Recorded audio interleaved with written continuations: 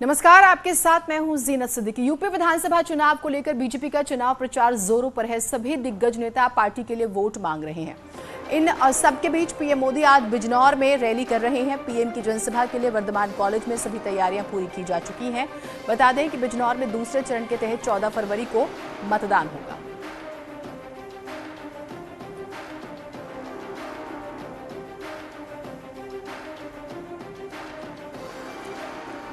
तो आज बिजनौर में प्रधानमंत्री नरेंद्र मोदी की रैली होनी है, जिसमें देखिए 1000 लोगों के शामिल होने की इजाजत है।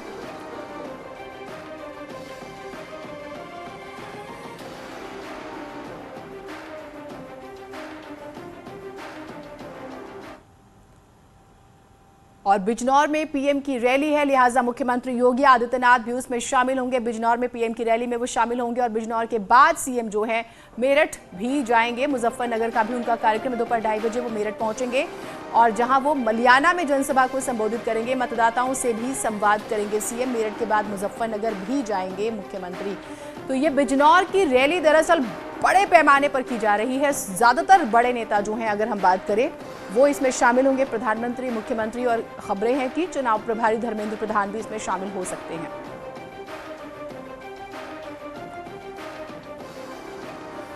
अनामिका सिंह हमारे साथ, हमारी सहयोगी लखनऊ से जुड़ रही हैं, और संकेत मिश्रा। अनामिका हमारे साथ बिजनौर से जुड़ रहे हैं और संकेत हमारे साथ लखनऊ से जुड़ रहे हैं। अनामिका, सबसे पहले तो रैली की क्या तैयारियां हैं, जरा बताइएगा।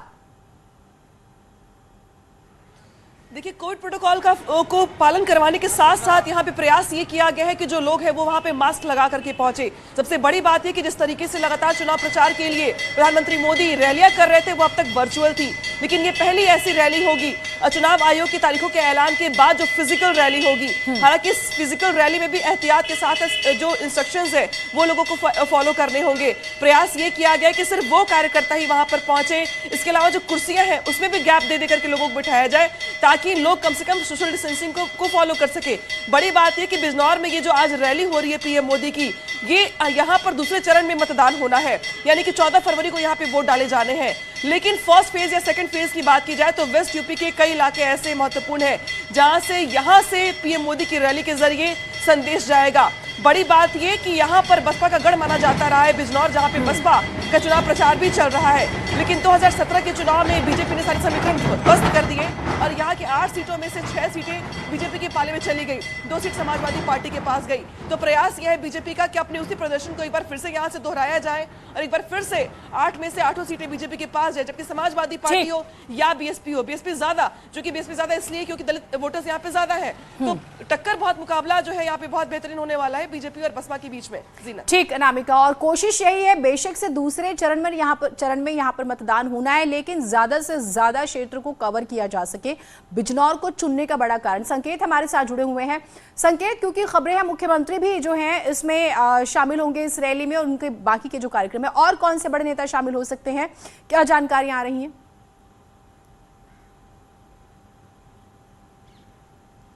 देखिए, मुख्यमंत्री योगी आदित्यनाथ इस रैली में शामिल होंगे। प्रधानमंत्री नरेंद्र मोदी के साथ वो मंच पर होंगे और इसके अलावा जो स्थानीय स्तर पर नेता हैं वो रहेंगे। वहीं धर्मेंद्र प्रधान, जो कि यूपी भाजपा के प्रभारी हैं, वो इस रैली में शामिल हो सकते हैं। और अगर हम बात करें कि प्रधानमंत्री नरेंद्र मोदी की अभी तक की जो रैलियां हो रही थी वो वर्चुअल रैली हो रही थी, ये पहली रैली जो फिजिकल रैली होगी बिजनौर से, और ये सिर्फ बिजनौर से प्रधानमंत्री जो संबोधित करेंगे इस रैली को, इस रैली के माध्यम से जो तमाम और दूसरे विधानसभा क्षेत्र हैं, चाहे बिजनौर के आसपास के जितने भी विधानसभा क्षेत्र हैं, वहां पर भी प्रधानमंत्री नरेंद्र मोदी की इस रैली, इस संवाद को सुनाया जाएगा। बाकायदा एलईडी वैनें लगाई गई हैं हर विधानसभा स्तर पर। तो कोशिश ये है कि जहां एक तरफ पहले चरण का मतदान 10 फरवरी को होना है और बिजनौर में 14 फरवरी को मतदान होना है, तो 10 फरवरी के मतदान से पहले ये प्रधानमंत्री नरेंद्र मोदी की फिजिकल रैली काफी मायने रखती है पश्चिम यूपी की सियासत को साधने के लिए। प्रधानमंत्री नरेंद्र मोदी बिजनौर से जब संबोधित करेंगे, भारतीय जनता पार्टी के प्रदेश कार्यालय से ही सीधे मैसेज गया है और तमाम उन जो आसपास की पश्चिम की जो सीटें हैं वहां पर एलईडी वैनें लगाकर जो बूथ स्तर के, जो मंडल स्तर के जो कार्यकर्ता हैं वो इस प्रधानमंत्री नरेंद्र मोदी के इस भाषण को सुनेंगे, वो मौजूद रहेंगे हर विधानसभा स्तर पर। कोशिश ये है कि जो चुनाव आयोग की गाइडलाइन है उस हिसाब से 1000 लोगों से कम की संख्या होनी चाहिए इस रैली में रहेगी। लेकिन जो प्रधानमंत्री मोदी का संवाद होगा उसको हर विधानसभा स्तर पर लोग सुनेंगे और पश्चिम यूपी की सभी विधानसभा सीटों पर ये एलईडी वैन लगाई गई हैं। और यही नहीं, जी जी, मैं आपके पास आती हूँ। तो ये बड़ी रैली महासंग्राम पीएम की, और क्योंकि कोविड की वजह से आप देख रहे थे कि वर्चुअल रैलियां हो रही थी, तो ये पहली रैली है। कोविड के मुताबिक आप 1000 लोगों को वहां पर शरीक कर सकते हैं। अनामिका, जो बीजेपी की स्ट्रैटेजी होती है प्रचार प्रसार की, 6000 से ज्यादा स्क्रीन्स लगाई गई हैं पूरे उत्तर प्रदेश में। रैली पहली है तो क्या हुआ? तैयारियां बड़े पैमाने पर है। बिजनौर में है तो क्या हुआ? पश्चिमी यूपी नहीं, कोशिश तो यही है कि प्रदेश का एक एक कोना प्रधानमंत्री को सुने। और देखिए, चुनाव आयोग जब तारीखों का ऐलान कर रहा था उस वक्त आपको याद होगा कि किस तरीके से बीजेपी ने कहा था कि हम चुनावी गाइडलाइंस को मानने के लिए तैयार। उसका बड़ा कारण यह था कि बीजेपी ये बखूबी जानती है कि उसके सेटअप ऑलरेडी मौजूद है जिलों में। जो शक्ति केंद्र है उसको ज्यादा एक्टिवेट किया गया। हर शक्ति केंद्र पे बड़ी एलईडी स्क्रीन लगाई गई है। और आपको यह भी याद होगा कि बाकी पॉलिटिकल पार्टीज ने इस पर टिप्पणी की थी और यह कहा था कि बीजेपी को इसका फायदा होगा। तो पार्टियां भी ये जानती है और खुद बीजेपी भी ये जानती है कि तकनीक के मामले में उसने बाकी पार्टियों को पीछे छोड़ रखा है। ये बात और है कि अब तक जितनी भी वर्चुअल रैलियां हुई हैं उसमें पीएम मोदी ने लोगों को संबोधित किया है, लेकिन इसका एक अलग अपने आप में मजा भी है, या यूं कहे तो प्रभाव डालने वाला भी होता है। फिजिकल रैलियां हो, रोड शो हो, बड़े कार्यक्रम हो, वो कार्यकर्ताओं में जोश भरने के लिए एक अलग से काम करते हैं। उनकी बड़ी महत्वपूर्ण भूमिका होती है। बीजेपी ये बात बखूबी जानती है। लिहाजा चुनाव आयोग की ओर से जरा सा भी रिलैक्सेशन देने के बाद से एक फिजिकल रैली का आयोजन किया गया बीजेपी की ओर से। महत्वपूर्ण बात यह कि 1000 लोग जो यहाँ पर मौजूद होंगे, वो 1000 लोग, उसको आप ऐसे मत आंकिए, ऐसे आंकिए कि 1000 लोग तो यहाँ पर मौजूद हैं, लेकिन हजारों हजार लोग विधानसभा सीटों पर मौजूद होंगे। तो शक्ति केंद्रों के माध्यम से एलईडी स्क्रीन पर पीएम मोदी को सुन पाएंगे, समझ पाएंगे। तो ये 10 फरवरी की वोटिंग से पहले, फर्स्ट फेज की वोटिंग से पहले अब तक का अगर बात की जाए तो सबसे बड़ा प्रचार इसे कह सकते हैं हम। क्योंकि चुनाव आयोग की गाइडलाइंस के बाद से पीएम मोदी फिजिकल रैलियों में उपलब्ध नहीं रहे हैं, अवेलेबल नहीं रहे हैं।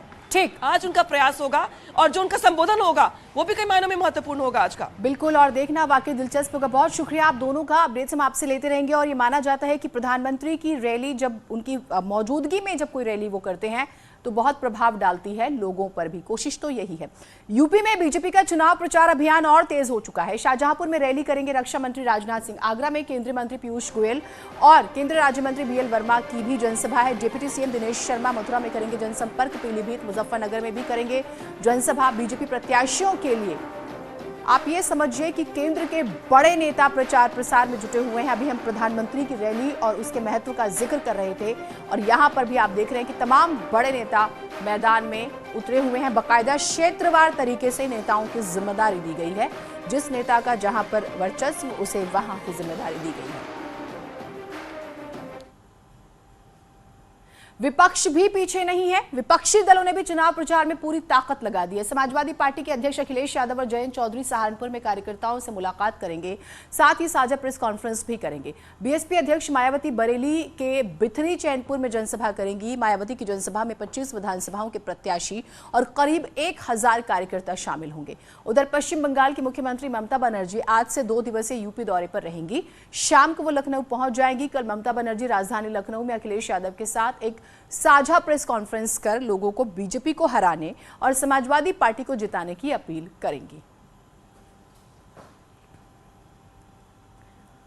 यूपी चुनाव के लिए बीजेपी ने 45 उम्मीदवारों की एक और लिस्ट जारी की है। इसमें बलिया नगर से दयाशंकर सिंह, पडरौना से मनीष जायसवाल और अमेठी से संजय सिंह को उम्मीदवार बनाया गया है। इसके अलावा सुल्तानपुर से विनोद सिंह, इलाहाबाद उत्तर से हर्ष वाजपेयी को टिकट दिया गया है। बाराबंकी से डॉक्टर रामकुमारी मौर्य, कोराम से राजमणि कौल, टांडा से कपिल देव वर्मा को मैदान में उतारा है।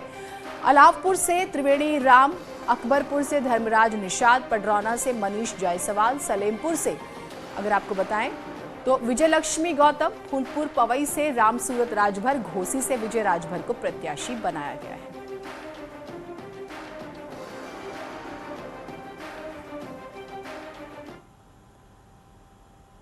उधर संगम नगरी प्रयागराज में आज नामांकन के लिए प्रत्याशियों का जमावड़ा लगेगा। कैबिनेट मंत्री नंदगोपाल नंदी जो हैं दोपहर 12 बजे कलेक्ट्रेट पहुंचकर अपना नामांकन दाखिल करेंगे। इससे पहले वो ललिता देवी मंदिर में दर्शन करेंगे। बता दें कि उन्हें प्रयागराज दक्षिण विधानसभा सीट से बीजेपी ने मैदान में उतारा है। उनके अलावा मेजा विधायक नीलम करवरिया, फूलपुर विधायक प्रवीण पटेल, कोराब से आरती कौल, फाफामऊ से गुरु प्रसाद मौर्य अलग अलग समय पर पर्चा दाखिल करेंगे। प्रतापगढ़ जिले की रामपुर खास विधानसभा सीट से आराधना मिश्र उर्फ मोना भी नामांकन दाखिल करेंगी।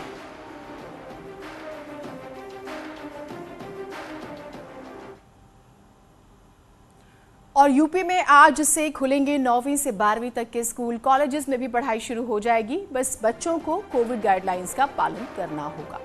और जब हम कोरोना की बात करते हैं तो कोरोना के 3,555 नए मामले सामने आए हैं। पिछले 24 घंटे में 17 मरीजों की जान गई है। फिलहाल यूपी में 32,514 एक्टिव केस हैं।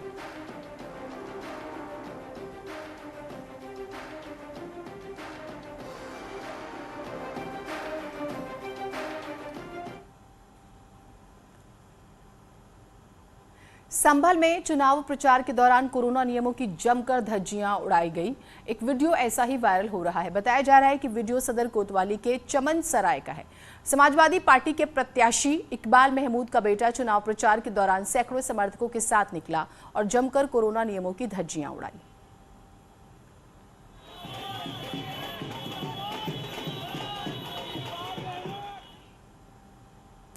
मथुरा दौरे पर सीएम योगी ने अखिलेश यादव पर जमकर निशाना साधा। सीएम योगी ने आरोप लगाया कि एसपी की सरकार दंगों वाली सरकार थी। 2012 में एसपी सरकार में मथुरा से दंगा शुरू हुआ और अंत में भी मथुरा के जवाहर बाग में ही दंगा हुआ। 2012 में सबसे पहला दंगा समाजवादी पार्टी की सरकार के समय कहीं हुआ था, तो इसी मथुरा की भूमि कोसी कला में पहला दंगा हुआ था। और अंतिम दंगा भी जो हुआ था वह जवाहर बाग की घटना घटित हुई थी, जिसमें सत्ता पोषित अपराधियों के द्वारा एक निर्दोष पुलिस अधिकारी समेत कई पुलिस कर्मियों को यहां पर उन्होंने जिस निर्ममता के साथ मारा था, हमारे पुलिसकर्मी शहीद हुए थे। यह भी समाजवादी पार्टी के समय का वह विभत्स कांड था, जिसमें समाजवादी पार्टी और उसके मुखिया को कहीं भी मुंह दिखाने लायक नहीं छोड़ा था। सज्जनों का संरक्षण होगा, लेकिन जो कानून के लिए खतरा बने हुए हैं उन पर हमारी पुलिस भी ऐसे टूटेगी कि उनको भी मौत की भीख मांगते मांगते गले में तख्ती लटकाना ही पड़ेगा। कुंभ का आयोजन करने का अवसर सपा को भी मिला, बसपा को भी मिला, भाजपा को भी मिला। समाजवादी पार्टी के समय में 2007 में कुंभ का आयोजन गंदगी और अराजकता का कारण बना था। 2013 में समाजवादी पार्टी की सरकार के समय कुंभ का आयोजन भगदड़, अव्यवस्था और गंदगी का कारक बन गया था। लेकिन 2019 में प्रयागराज का कुंभ भव्य कुंभ और दिव्य कुंभ के रूप में वैश्विक मंच पर छा गया। समाजवादी पार्टी की सरकार का कोई विकास आपको नहीं दिखाई देता है। उनका एक ही विकास दिखाई देता है, उनका विकास कब्रिस्तान की बाउंड्री वाल तक है। कब्रिस्तान की बाउंड्री वाल के बाहर समाजवादी पार्टी का विकास नहीं है, कहीं नहीं विकास है। और उनसे जैसी सोच होगी वे तो काम करेंगे। एक छोटा सा ब्रेक ले रहे हैं, कहीं मत जाइएगा।